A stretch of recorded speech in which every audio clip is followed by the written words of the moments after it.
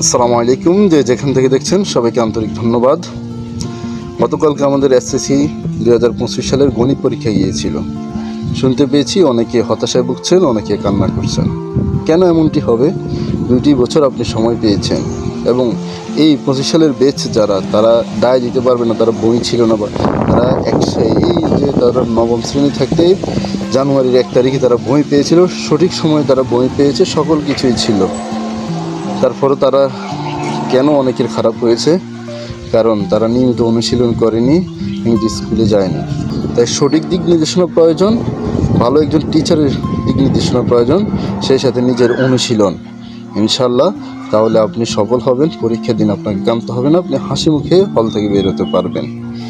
তাই ভালো একজন শিক্ষকের দিক নির্দেশনা নিন এবং নিয়মিত অনুশীলন করুন। ইনশাল্লাহ আপনাকে কাঁদতে হবে না, আপনি সবসময় হাসি মুখে পরীক্ষার হল থেকে বের হতে পারবেন।